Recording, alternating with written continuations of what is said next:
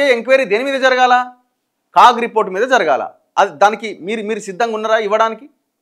మీరు సిద్ధంగా లేరు, బీజేపీ సిద్ధంగా లేదు. అది బీఆర్ఎస్కి అడ్వాంటేజ్గా మారుతున్నది. ఎక్కడ కాళేశ్వరం మీద సిబిఐ, కాళేశ్వరం మీద సిబిఐకి ఎక్కడ ఇచ్చినారు? కాళేశ్వరం మీద సిబిఐకి ఓన్లీ 3 బ్యారేజ్ల మీదనే సిబిఐకి అప్పగించినారు. ఇదో పెద్ద డ్రామా.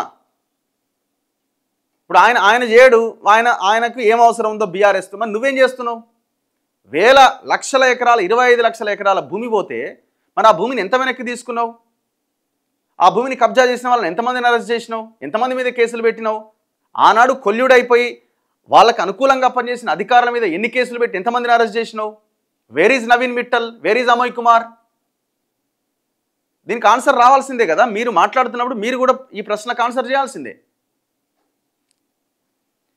రాష్ట్రాన్ని అభివృద్ధి చేస్తూ సంక్షేమ పథకాలు అమలు చేస్తున్న కాంగ్రెస్ పార్టీకే జూబ్లీహిల్స్ ఉప ఎన్నికలో ఓటు వేయాలని ఓటర్లకు ముఖ్యమంత్రి రేవంత్ రెడ్డి పిలుపునిచ్చారు. ఎన్నికలో విజయంపై నమ్మకం లేకనే బీఆర్ఎస్ నాయకులు సెంటిమెంట్ అస్త్రంతో మోసం చేసేందుకు ఇండ్లకొస్తున్నారని ధ్వజమెత్తారు. జూబ్లీహిల్స్ నియోజకవర్గంలోని షేక్పేట్, యూసుఫ్గూడ డివిజన్లలో బుధవారం నిర్వహించిన రోడ్ షోలు, ప్రచార సభల్లో ఆయన ప్రసంగించారు. సో ఇట్లా నిన్న రేవంత్ రెడ్డి ప్రసంగం కొనసాగింది.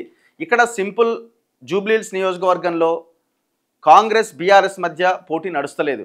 నవీన్ యాదవ్ వర్సెస్ బీఆర్ఎస్ మధ్య పోటీ నడుస్తున్నది. సింపుల్గా చెప్పాలంటే ఆయన మొహం చూసి స్థానికుడు కావడం, మంచిగా చదువుకున్న వ్యక్తి కావడం, సౌమ్యుడు కావడం, ఇవన్నీ అంశాలు ఆయనకి పాజిటివ్గా మారి మన పిల్లవాడిని మనం గెలిపించుకోవాలనే ఒక దాంట్లో ప్రజలు ఫిక్స్ అయిపోయినారు. అక్కడ అదే ప్రధానమైన కారణం. రేపు నవీన్ యాదవ్ గెలిస్తే గెలవడానికి ప్రధానమైన కారణం అదే.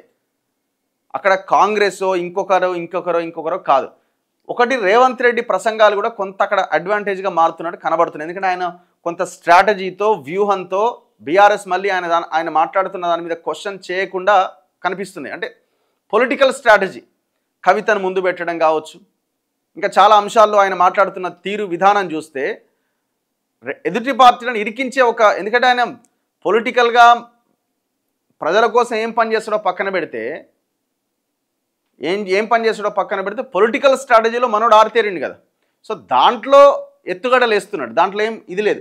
సో ఇవన్నీ కొంత నవీన్ యాదవ్కి అడ్వాంటేజ్గా మారే అవకాశాలు కనబడుతున్నాయి.